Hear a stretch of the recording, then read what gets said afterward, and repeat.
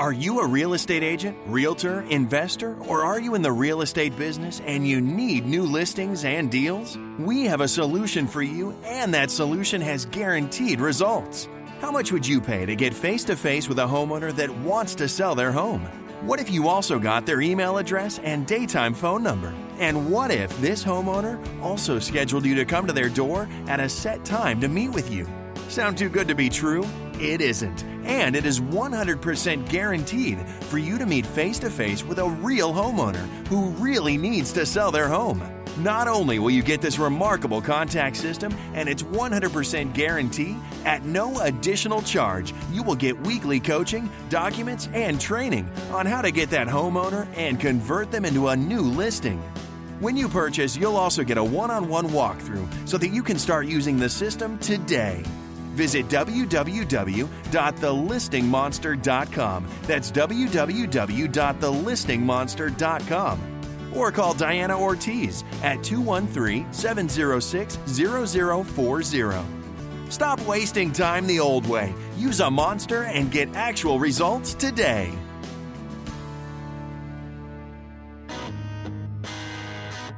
Welcome to the Honish Report, hosted by Lee-Honish.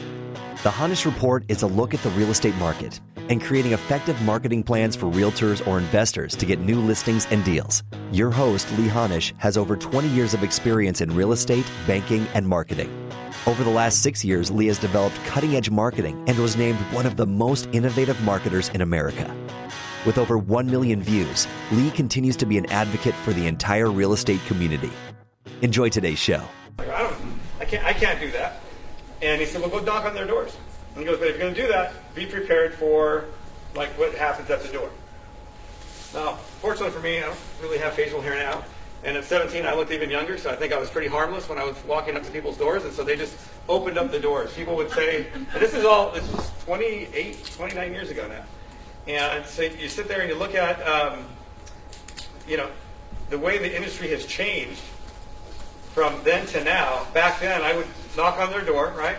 And we sit there and they open the door. I'm like, hey, you're so-and-so. And this is back when foreclosure timelines actually meant something, right? So you actually had 90 days and an extra 21. That was it, right? There was no extensions. There was no anything, right? And so what would happen is that the people that I would approach, they knew they had a clock, right? And a lot of times I would show up and say, hey, you guys are in foreclosure. I work with it. This was my entire pitch, by the way. There's no secret to it. This is how bad I was.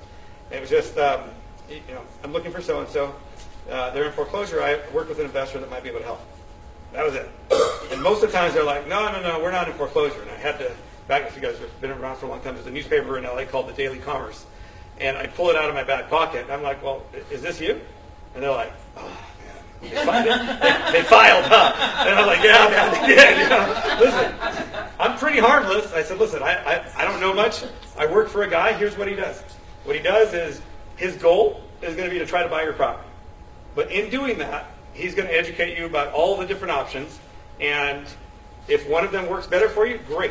All he wants is hopefully a referral for somebody else that he can buy their house. And you got all the information for free instead of having to pay an attorney or pay someone else. And that was it. Now, that got me in the door a lot, and that works, really, really well, and I think it probably still works today. There were some techniques that we could do back then that you can't really do now with regards to kind of blocking out your competition because of the internet and everything else that's available, so all that information is readily available. Back then, I tell you now, you should probably still do it now because, people send postcards and mailers and everything else. So, actually, let me ask really quick, because I know that there's a lot of investors as well as agents. How many of you guys are agents? How many of you guys are investors? All right. How many of you agents work with investors or have worked with investors before? Oh, good. All right. So then I'm going to eliminate some of the stuff that I'm talking about because you guys all seem pretty experienced, so that's pretty good. Is that fair? Yeah. All right.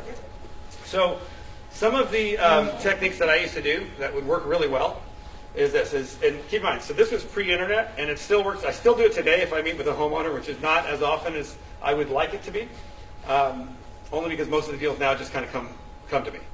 But I would love to, like when you're talking to someone, if you guys, when you're there, if you offer them some money for all of the marketing material that they've gotten. And there's a few different reasons for that. One, it lets you know what works, and you can ask them, why didn't you call this guy? Why didn't you call this guy? Because then you'll hone in on your marketing, right? Which is what I love to do. I love the marketing side of the business. The other thing it did for me when I started is that, remember, if it was pre-internet, and I sat there and I would offer them $100, this is in the, like, let's see, early 90s, right? It was a lot of money, and I'd say, hey, you know, this is now behind you, you've settled this. I know there's a 5-day right to rescind. They just signed the 5-day right to rescind, right? And I said, hey, listen, just put this behind you, and for $100, go have a nice dinner on me tonight. And, you know, but if you can help me out, what I'd like to do is I'll give you that $100 for all of the postcards and everything that you've gotten, because I'm just starting my career, and I would love to like network with all those investors.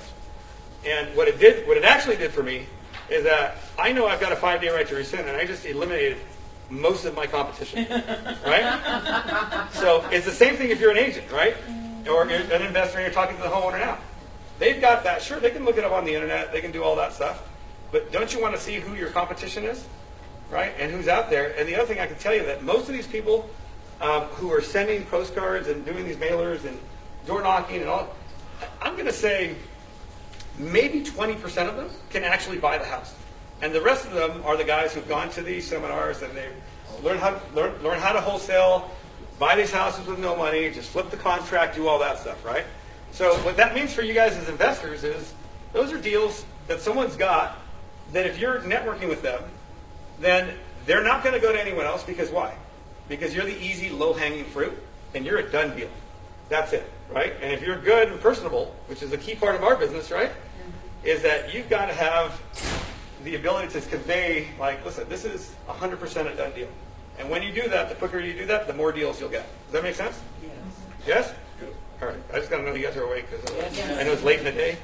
I don't know if we're going to start passing out some shots or chips. I don't know what would be better here, right? Let me think.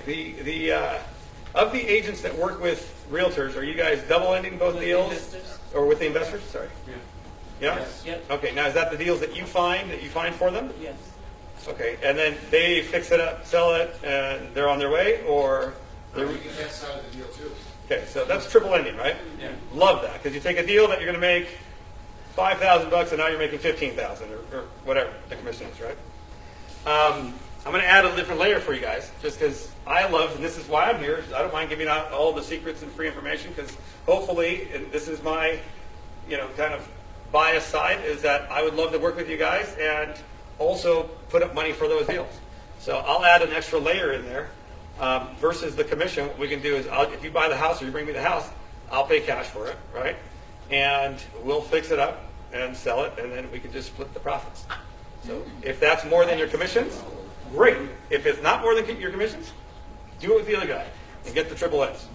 So that is kind of a freebie for you guys that will kind of work. Now, I will say, I know some of you aren't all from California. I'm only doing that in California right now, but I'm doing it The whole state? most of the state. Most of the state. I mean, northern and southern, great. I like metropolitan areas. Although if you look at my Facebook thing today, I posted a house that we're buying, and you know where this is, Forest and Knolls, and it looks like it's just a house that somebody like goes to get killed. It's a freaky looking little house. It's a freaky house. Right? So, but listen, at a spread from 480 to like 780, you got to do the deal, right? So, and that's not, I don't need those margins all the time. That's an exceptional deal. Let me think here. So when you're working with investors, and here's one thing that I always learned is that in order to have any type of long-term relationship, right, you've got to create a win-win scenario. So I'm fortunate that I've had very, very long-term relationships. I just really dislike putting effort into a relationship that doesn't last. And it's the same thing whether you're in a personal relationship, a marriage, a partnership, whatever it is that if there's always a partner that's taking, it's going to dissolve. And so keep that in mind, when you're working with people, and also sellers, by the way.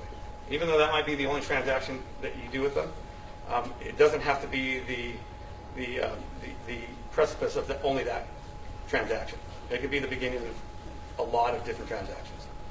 And so what I mean by that is this, is that, there's a lot of scenarios where you're going to get a fantastic deal and you're dealing with the people. And there's other times where, you can just give a little more back. And I'm kind of big on just making sure that it's fair. You're going to come across deals that are fantastic, and sometimes I've had sellers just tell us, like, I understand you're getting a very good deal. I need it to close by this date, and I'm done. I've had another scenario where, this is the most recent one, the mom was a, what do you call it? I know there's a condition for it, but she was paranoid. And it wasn't so much schizophrenia. She was just a very paranoid person. She thought everyone was out to get her, and that the government was watching through like everything. And I've encountered one other scenario like that, and the other one was worse than this one.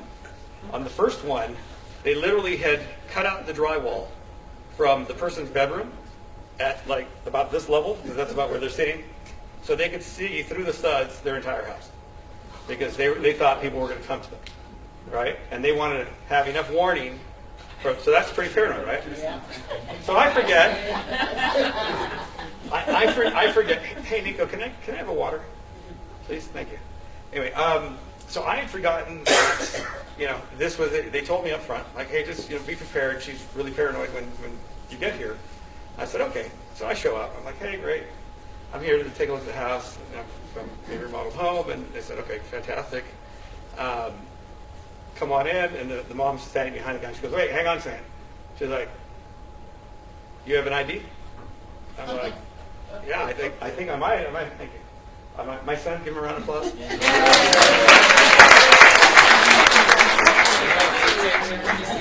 His little smile. So anyhow, I show up. She asks me for my ID. She makes me go back to my car, get the ID. And I show it to her, and this is how it's like, you guys all encounter homeowners that are a little odd. She's like, great, hold it right here, stand back. I'm like, okay. And she sits there and snaps a picture of me. And I'm like, now I remember why I'm getting this cheap, right? So they knew, here, so we got subject house, another house, this house here, that sold for $740 and was in slightly worse condition than mine. So that was the as-is thing. We bought this one for $580. And they knew that they were giving us a good deal. And she said, listen, if we have more than like one or two people come through, then she's going to end up in the hospital. She just panics, she freaks out, she does all this.